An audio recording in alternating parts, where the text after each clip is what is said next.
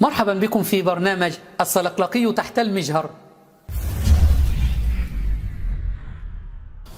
كل يوم يخرج علينا الصلقلقي ياسر الخسيس بمسبة جديدة لسيدنا ومولانا علي بن أبي طالب رضي الله عنه.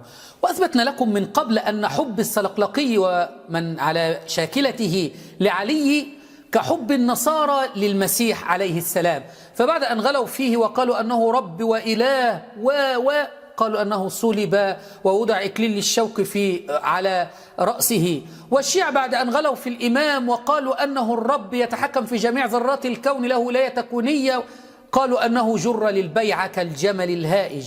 فالمسيح بريء من عقائد النصارى وعلي بريء من عقائد الشيعة. واليوم خرج علينا الصلقلقي ياسر الخسيس قائلا أن علي ضربوه أهانوه جروه للبيعة كالجمل عياذا بالله كإخوانه النصارى.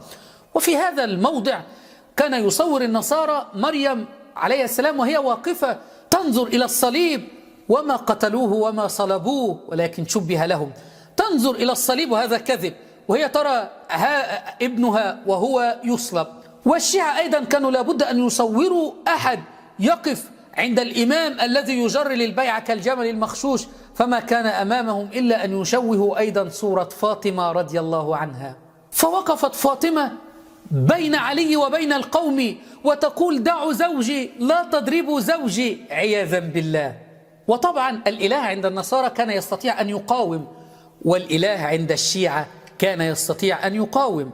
علمتم من أين يأخذ الصلقلقي عقائده؟ ألقوا في عنقه حبلا وأخرجوه ملببا بثيابه يجرونه إلى المسجد فتمالكت الزهراء نفسها وحالت بينهم وبينه وصاحت والله لا أدعكم تجرون ابن عمي ظلما، ويلكم ما أسرع ما خنتم الله ورسوله فينا أهل البيت.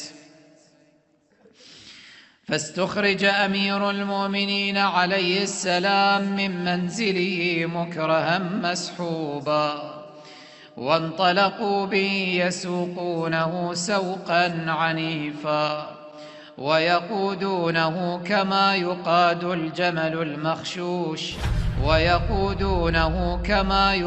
الجمل المخشوش وسط السيوف المشرعة، وهو ساخط القلب هائج الغضب. ناصبي زنديق يقول الإمام كان هائج وقبلها جمل، يعني الإمام كان كالجمل الهائج. بالله عليكم هل يرضى الصلقلقي أن أصفه من هنا من هذا البرنامج، برنامج الصلقلقي تحت المجهر، أصفه وأقول الحيوان الهائج؟